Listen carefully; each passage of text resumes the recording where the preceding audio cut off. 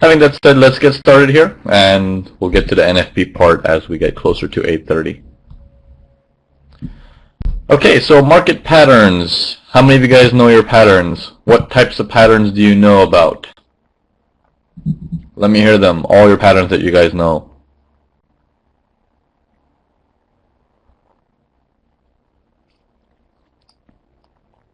Wedges, Gartley, double top, head and shoulders, butterfly, double triple top, head and shoulders, harmonic. Okay, engulfing, that's the candlestick pattern. Three drives, crab. Oh, people have really got creative with these names, huh? Triangle, kangaroo tail. Whoa. Morning and evening stars, these are candlestick patterns. Dark cloud, also candlestick pattern. Okay, so let's get started. Yeah, pennants. Okay, I have a bad habit of calling them pendants, but you guys can correct me. All right, let's take a look at certain currency pairs, and we'll get right into the pairs. One of the most common pattern that everybody knows about is our favorite. Let me find it for you on my screen.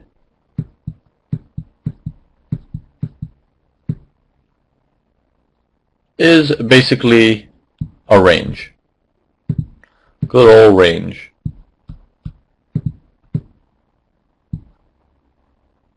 Okay. Okay. This pattern everybody knows about because everybody gets irritated from it. Okay. Some people enjoy it until they get killed. So everybody knows this pattern when the market moves basically sideways. Okay. This is what we call a range, or you want to call it a consolidation. Okay, here we go. Again, your highs are getting the same areas, your lows are getting approximately the same areas as well. So it's just a consolidation. Markets are not getting anywhere. Okay? So, when you see this, the best way to do all this stuff is if you simply plot circles at your lowest points, you'll get a sense of direction. Okay, so if you just look at it this way, can't hear anything. Okay, let me restart the audio. Okay, for those of you who could not hear, this should be okay now.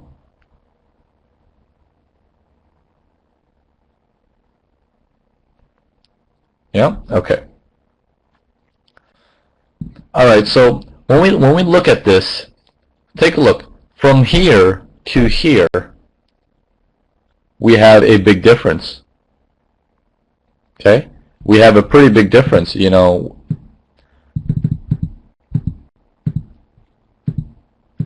Okay?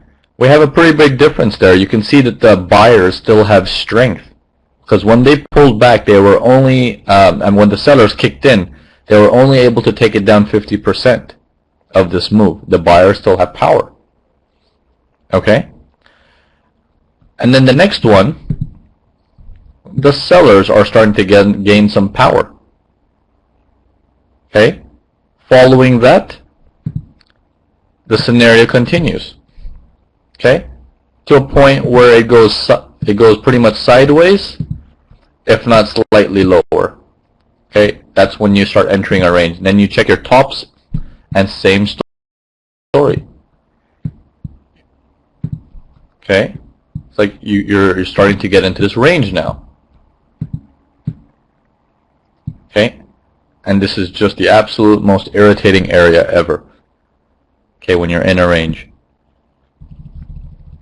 Okay, so this is your range or consolidation. And during a range or consolidation, a couple things happen. Okay, I'm going to go through the typical methods. Where is my screen?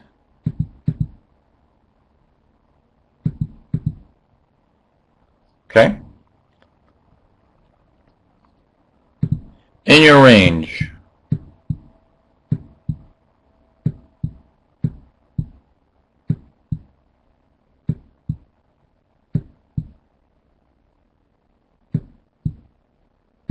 Okay, this is your market, basically just fighting inside the range.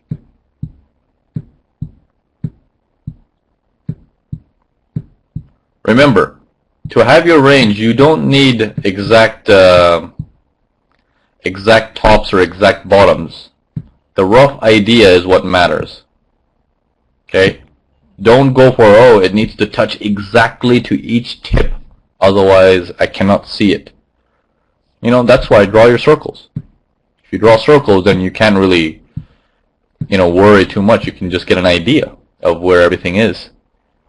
Okay, when you have your range, people look at this as, okay, well, the markets are moving up and down, and they're unable to get a sense of directions. The buyers and sellers are basically fighting, if you want to put it that way. And then suddenly the market will shoot a certain area. It'll shoot a certain way. Okay? So stuff like this, you need to be careful. Okay? What will happen most of the times is when the market shoots, it'll usually come back down, leaving you this big tail on top. Okay? This is big wick, or hats, compared to our last webinar that we discussed. Yeah? This is called a fake out. Okay? Now this, when you have this, you need to be aware that the markets are probably getting back into the range. If not, they're going to start going that way. Okay? So that's what we call a false breakout. Because many people, what they do is with these ranges, they're like, okay, it's a range. The moment I see which side takes control, I'm in. Okay? If the buyers are starting to take control, I am going to buy right here with everything I've got. Okay? And they start buying. Okay, how do you know if it's a valid break? Okay, good question. Most of the time what happens is after you have your breakout, you will have a bounce back. Support becomes resistance. This same line that used to hold the market above is now going to hold the market below. It will bounce off that area and proceed. This gives you a confirmation that we are now good for a go. Okay? Yeah, basically a retest of that same area where what was holding the market. And again, remember, don't get this wrong. It doesn't need to be precise. You can have tails coming to the top or your hats. That's perfectly fine. It doesn't need to be pinpoint. You can have these things coming out. It's okay. As long as you get the idea that there are now, if the market shooted really strong here, you know that over here, there's sellers sitting right here. That's why the market was able to shoot so strong. So if the market comes back and you start to see these wicks, you're like, well, these guys are trying to go back up, but everyone's just pushing it right back down. So the sellers are going to gain their control again, and they're like, yeah, we got the price we wanted, let's go. Okay? So in this entire scenario,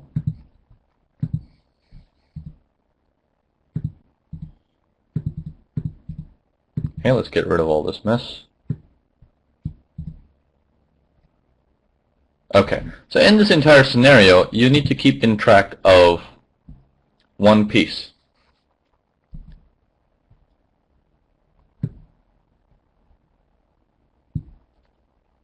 How did you get to that range? Okay, this piece is quite important. I always look at this as an important piece of how did you get to that range. Okay, this is, you can call this a range, you can call it a rectangle or whatever you want it, but how did you get it? Is it a bullish rectangle? Is it a bearish rectangle? No, you won't be able to see the cursors then. You just see the drawings. Okay, I'll point out every time. So if the market is going long and it accumulates, this is usually the time when everyone's trying to sell, because they're like, oh, the market's had it now. It's reached the top. It's gonna turn. Everyone has this damn desire to sell the tops and buy the bottoms. They're like, the moment it goes up, I want this area because it can't go any higher. There's no freaking way. It's got to go down from here. So once it starts ranging, they're like, see? It's time. It's time. And they start selling. And then it goes up, puts a tail on top. They're like, yep, that's it. I'm selling. I'm selling. I'm selling. And then, boom. It resumes. This area right here, the range that this creates, this range, is basically the refresh area of your trend, to put it in simple terms. When the trend is in motion, okay, you guys remember when I was telling you guys about last time that a trend will typically come in a matter of legs?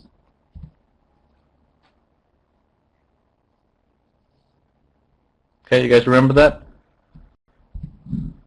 Okay, yeah, and two and a half, or three and a half legs. The trend will come into legs.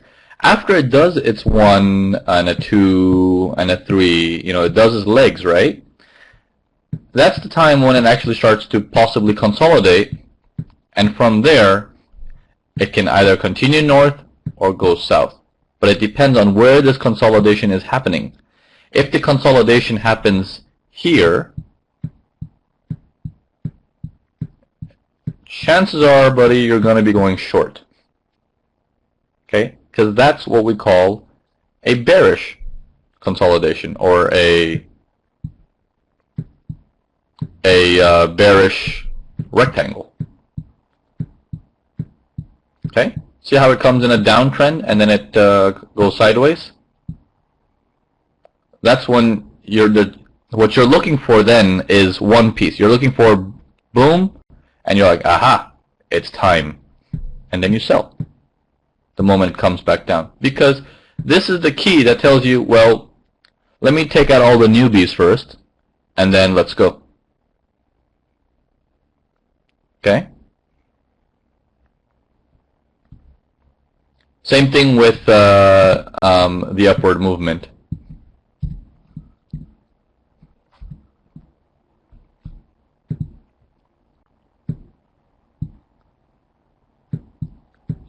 No, not really.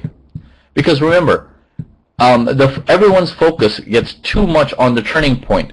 Okay, how do you know when it's a turning point? Okay, the turning point is all decision is made behind closed doors with banks, central banks, hedge funds. You know, if it were that easy to pick turning points in the market, you know, if it turns, yeah, you can have it turn that much, but that's useless. Even if you were able to grab that, that's useless. Here's why.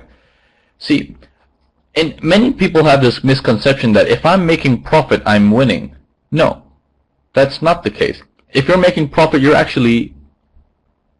winning half the battle. Okay? The real battle is risk to reward. Okay, if you're getting this one and you get this, your stops are probably going to be above here most likely. Okay? This is pretty much going to be a 1-to-1 ratio. Okay? How many losses before you give away your profits? 1. Okay? But if you do this on the flip side and you ride it with the trend,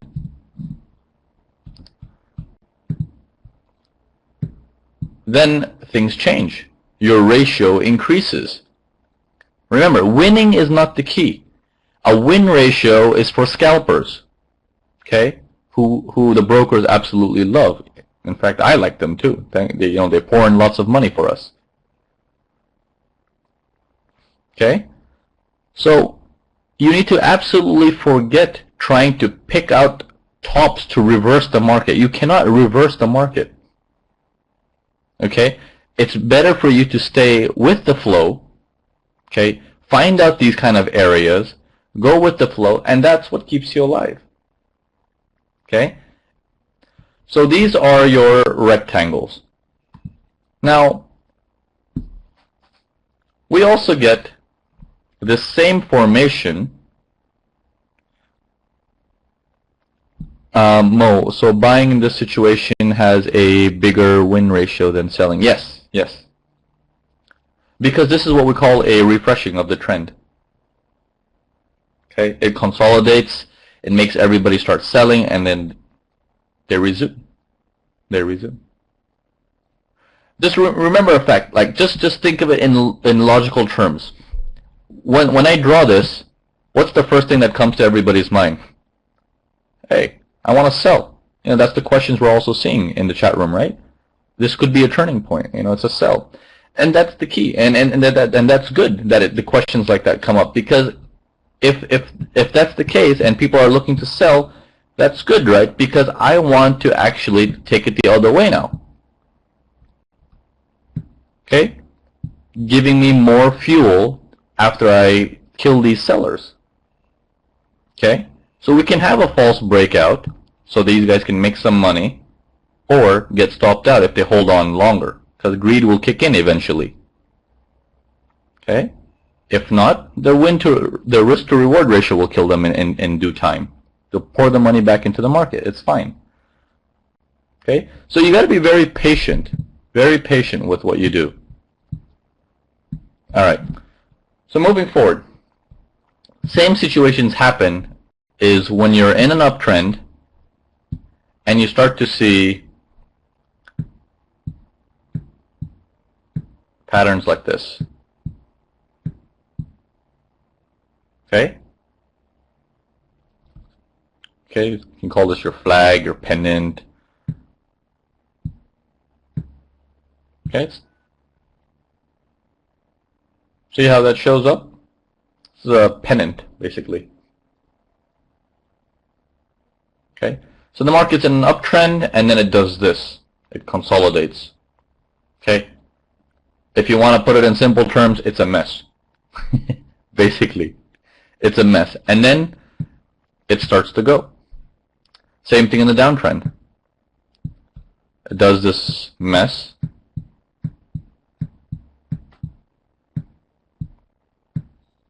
Okay? Maybe a false break, and then it starts to go.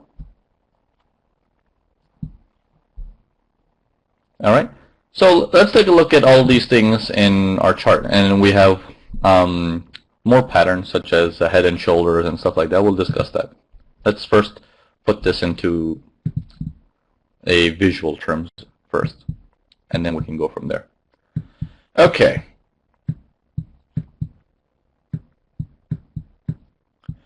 Where do we go? Okay. So what do we do here? We have a 4-hour drop in the market. Yeah? We have a 4-hour drop in the market, and then we get this consolidation coming in. Okay? Small, but it comes in. Okay, consolidation comes in, market quickly moves up. Okay?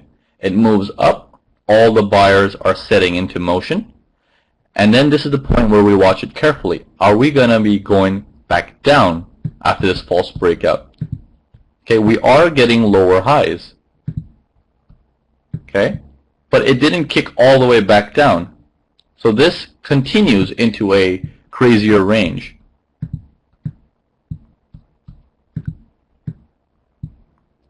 It resumes. It resumes. Okay. Now, let's take a look. Oh. Okay. Markets are moving upwards. It does that crazy pennant thing. Well, it's like that. Okay. It breaks out to the north. Okay. It consolidates again. Okay, it consolidates again. Now this time it's doing this.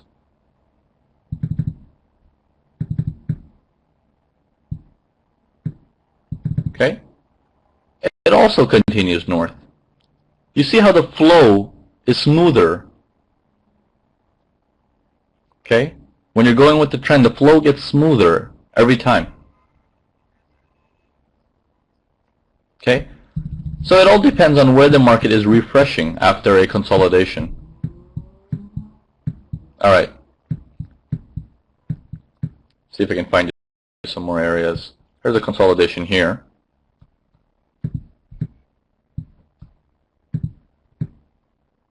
Okay. False break, back into consolidation, and then break, retest, and there goes the market. Okay. Markets came in from the bottom. Consolidation, false break, we're not ready yet. Consolidate, consolidate, consolidate. Final break happens, comes down to retest, and there it goes. Okay? So you'll see this time after time. Now, there is a pattern that's quite popular amongst pattern traders. It's called head and shoulders.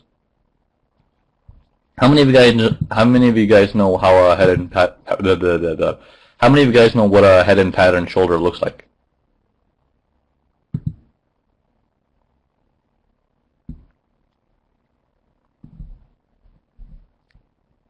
Okay. All right. I'm going to put it in simple terms.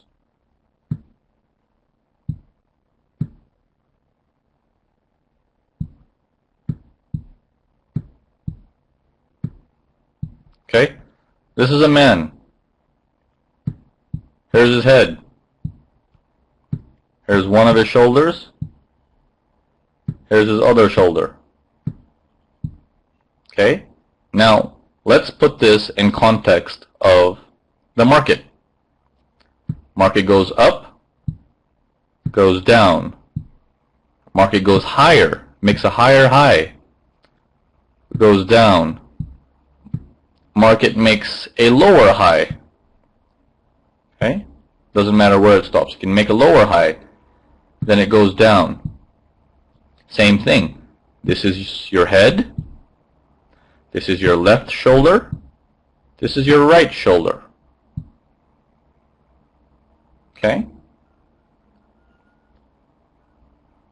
This right here, where your shoulders connect with your head, is called the neckline. Same thing happens here. This area here is your neckline.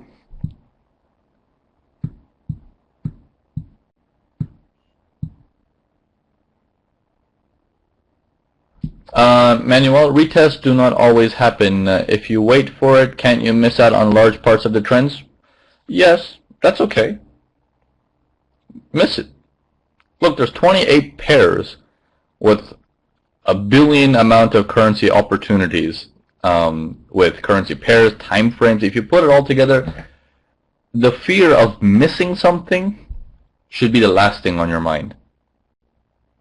Okay? There's always going to be something. Okay? So the fear of missing something, don't wait for that. You know, if you think that this is a perfect setup, I need to catch it, otherwise I'm going to miss it. That means you are too attached to the money. Okay? You need to go back to the Forex psychology webinars that I teach. And first of all, detach yourself from the money. Okay? It's just numbers. Okay? Steve, that's my problem. I hate the feeling I miss trades. It's everybody's problem. I had that problem for years. It's just, I just didn't want to miss a trade. You know what I would do? Even after a retest would happen, I would be like, oh my god, I missed it. I would still enter much, much later. And I would enter at sucker prices, and I would get killed.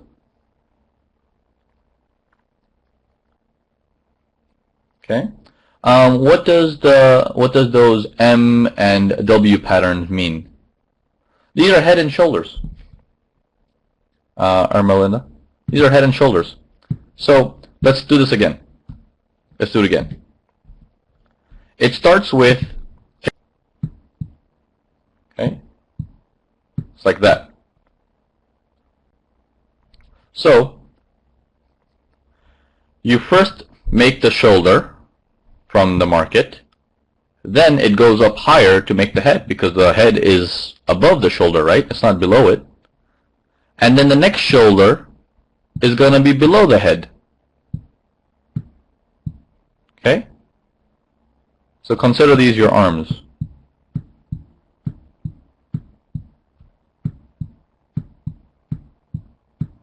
Okay? And this is where your head is.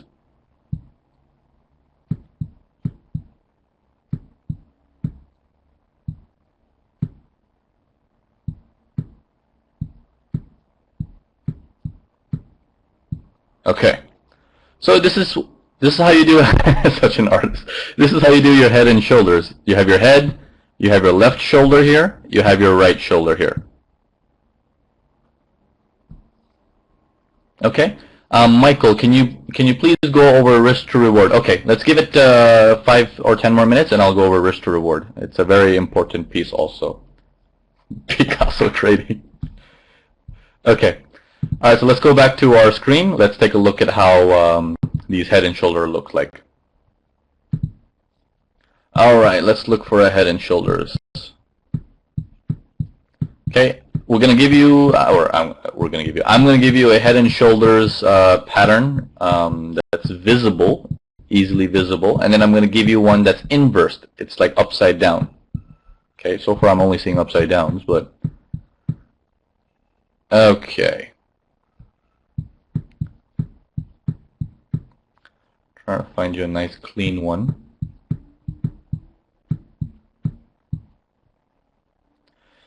Okay. Take a look at this area, for instance.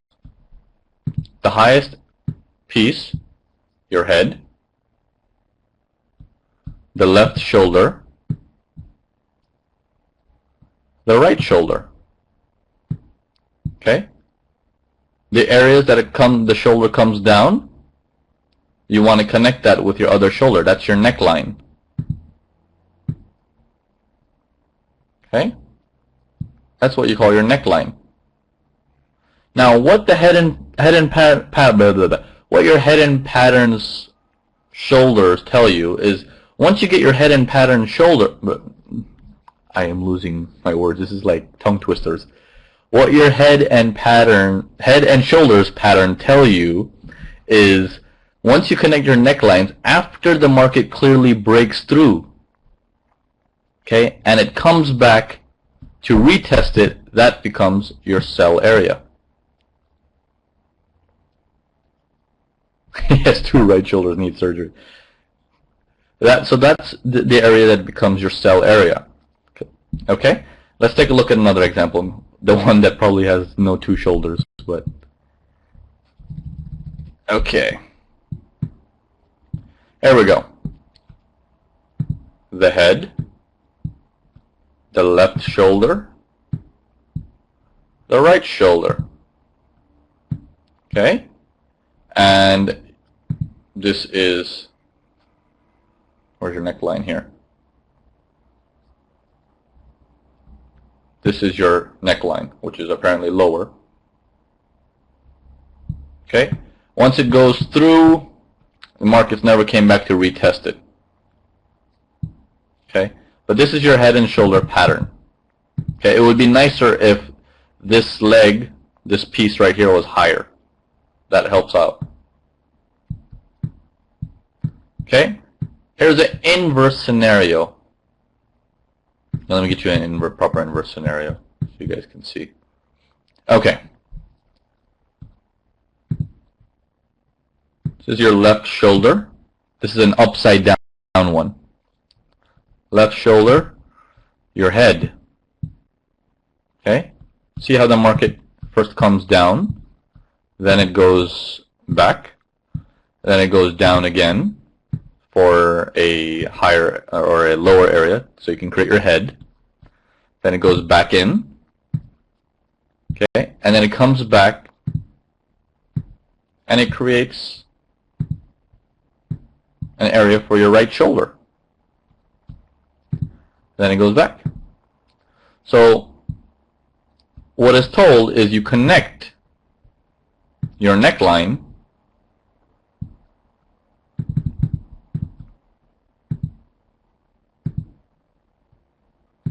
okay, you connect your neckline, and after it breaks, you want a retracement to it. Unfortunately, this retracement didn't do its job, coming all the way down, and it turned around quicker. Okay, but this is pretty much how your head and shoulders patterns work. Okay, the more sharper the head and shoulders pattern, the better. Okay, does that make sense, guys? How a head and shoulder pattern works? Okay. Anyone confused? Anyone want another example?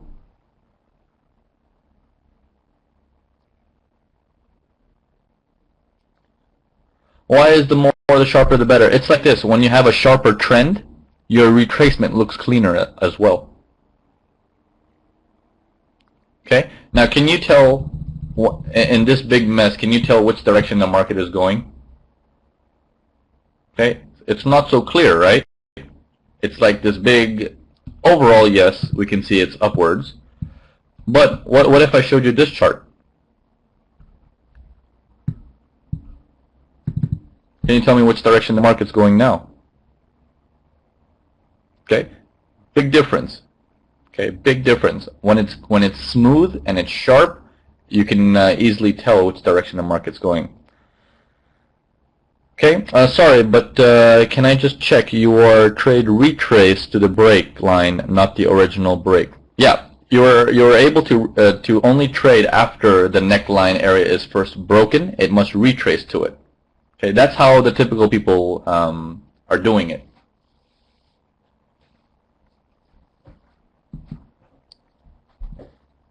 Okay, so it's basically once this neckline is broken.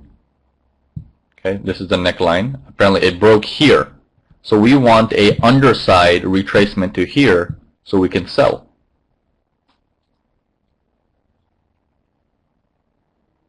Okay, how about those patterns, market shoots and then goes back suddenly in opposite direction? Hey, that's good, right? That's good. You're one step closer to understanding what the market does. Okay, remember, every time you have a situation where the market comes completely against you, and then it goes in your favor again, it's like, hey, what just happened? Was I just stopped out for no reason? Okay, this will happen all the time. Okay, it's knowing that the market patterns are so widely used. Okay, let me draw this for you. Okay, when you see a range, okay, these patterns are so widely used that people are looking for breakout trades. Okay, that if it goes above, I'm buying, or if it goes below, I'm selling. These are so widely used. So that's the reason why these false breaks come out. It's because once there's a false break, okay, if this false break happens, where do you keep your stops? Where do you think the person keeps his stops? Let me ask you this question. If this false break happens and the person who is selling, where do you think he keeps his stops?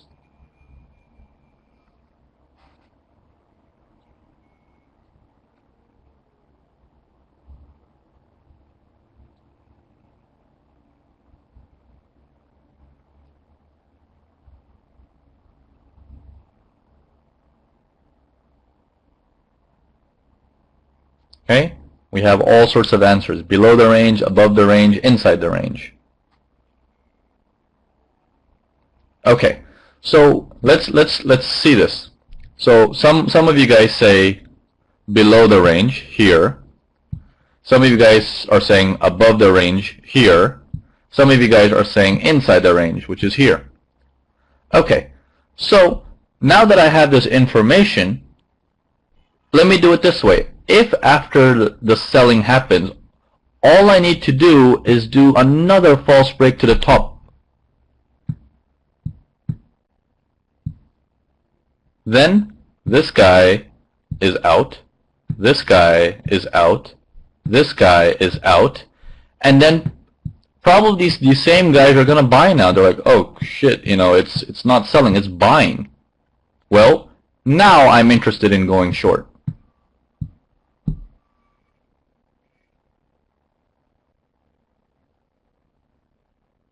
Okay, Yeah, yeah, Sharky. Even I've been there.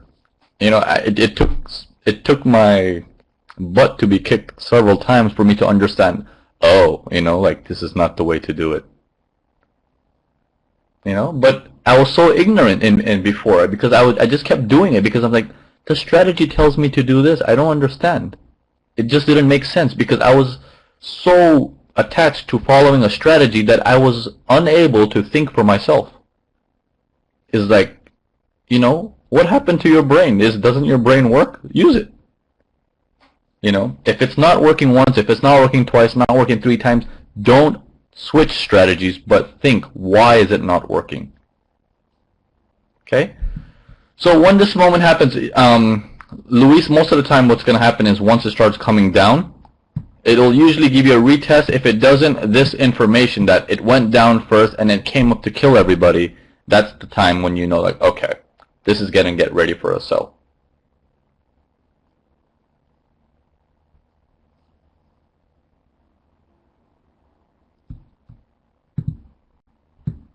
Okay? Now, let's go over a little bit on risk to reward, as I promised you guys. Now, if you're taking a trade, okay, what is the average account? Let's say the average account is $1,000, right? Okay, just to make it easy. There's a $1,000 account in there. Is it okay if I use my notepad, guys, instead of this weird screen? It's easier to type. Okay.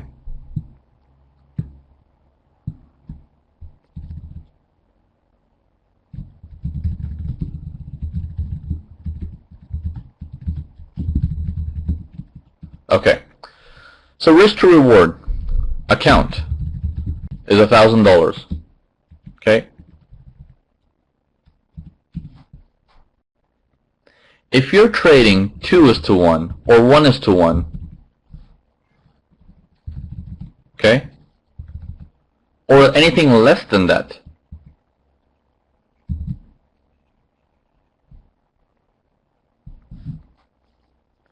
okay, if you're trading 2:1, 1:1, anything less than that, we are still on the whiteboard. Yeah, I'm using a notepad. Can you guys see it?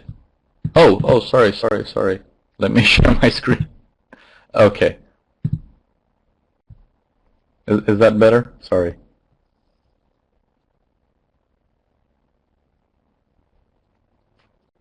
Okay, great. Okay, so if you're using 2:1, 1:1, or anything less than that, welcome to the world of scalping. Okay? Or trading systems, or automated systems, and stuff like that.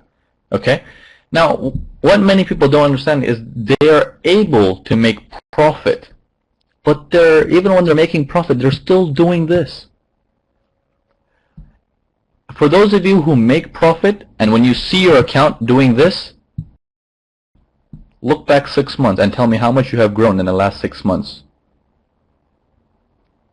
Okay? I can pretty much assure you that you haven't got anywhere. Okay? Chances are you probably gave more to the market or your broker because of spread. Okay? When you have stuff like this, you need a really high win ratio. You need a really high win ratio, which is tough. Okay? Which is tough. Okay? Everyone's looking for the golden goose. Okay? So, when you do stuff where you are able to get in your stops very close, and your profits, you can let them ride, okay, and you know where to let them ride too, and you start seeing your risk to reward ratios being like 5:1 or 4:1, that means every time you make profit, you're allowed 5 losses. You're allowed 4 losses. Okay? This will keep your head afloat. You don't believe me? Let's take a look. Okay? Let's say you're a 1:1 guy. Okay? And you're like, yes, I'm good at this. You know, I have a good win ratio. Okay. Your take profit is 40 pips. Your stop loss, 40 pips. Okay? You do 10 trades. Okay? Okay, 10 trades. Each pip that you trade is How much is 2% of your account? Remember, the book tells you 2%. Morning, Joginder. How much is 2% of $1,000?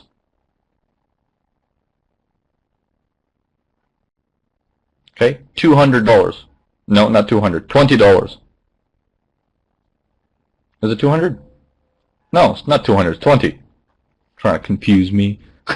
Okay, so $20, right? Okay, so if you have $20 and you're looking at 40 pips of stop loss, how much is each pip worth?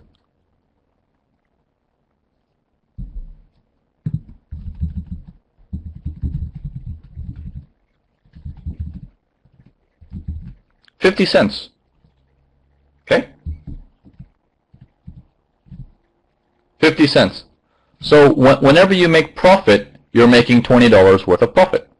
Okay? So out of 10 trades, you are really, really, really good. You make 8 profitable trades. Okay? How much profit is that?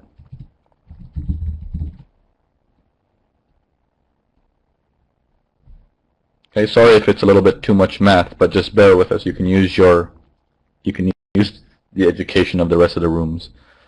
Okay, 160.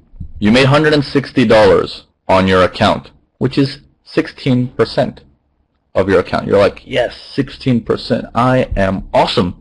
You know? You have 2 losers. Okay? $1.40 as a loss. Okay?